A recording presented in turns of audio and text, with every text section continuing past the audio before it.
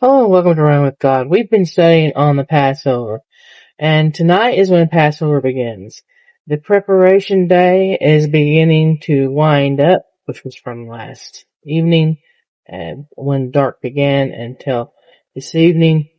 And this is the period of time in which we see in the Word that Jesus was delivered up, and He has died on the cross, and just about to be buried in the tomb. I'm going to read Matthew 27:62 through 64. It says, "Now in the day that followed, the day of preparation, the chief priests and Pharisees came together unto Pilate, saying, Sir, we remember the deceiver said, while he was yet alive, after 3 days I will rise again." You see, they're already concerned. He's just been buried. And they are saying, he said he would come back. They called him the deceiver. They said after 3 days that he would rise again. And verse 64 says, "Command therefore that the sepulchre be made sure until the third day, lest his disciples come by night and steal him away, and say unto the people, He is risen from the dead. So the last error shall be worse than the first." On the day of preparation, the lamb was inspected and slain in accordance to the laws of Passover. You see, Jesus was brought before men. He was rejected by them, and so therefore he had to die on the cross. But that sacrifice that was upon that cross was meant to be from the foundations of the world. Whenever he was slain on that cross, he was accepted as our sacrifice of the Passover lamb. It was in accordance to the law that a Passover lamb would be made for the house, which represented ahead of time, prepared for the day whenever Passover began. You see, after he was judged and he died upon that cross, the veil was rent. The veil was rent in the temple from the top to the bottom, because there was no more separation for you and I from the Father. Jesus was accepted. He was the perfect Passover lamb, overlooked by man, rejected by man, but received by the Father. Whenever his blood hit those rocks below his feet upon that cross, those rocks split open and his blood trickled down onto the mercy seat.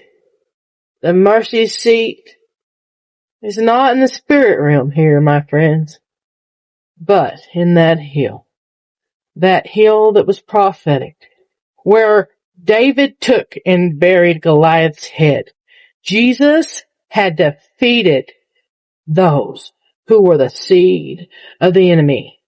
Now his blood had been slain for you and I, that we would not come under the law of men any longer, but that we could be made right from the ways of sin in the sight of the Lord. Where it says, "Command us therefore that the sepulchre be made sure until the third day, lest the disciples come by night and steal him away, and say unto the people, He is risen from the dead. So the last error shall be worse than the first." In verse 64. They realized they had made a mistake. But they thought in their ways that man could stop what God was going to do. As Passover begins tonight, check your hearts. Is the blood of the Lamb been prepared? Yes, it has. Jesus was that Lamb. Is He on the doorpost of your heart? Have you asked Him to forgive you?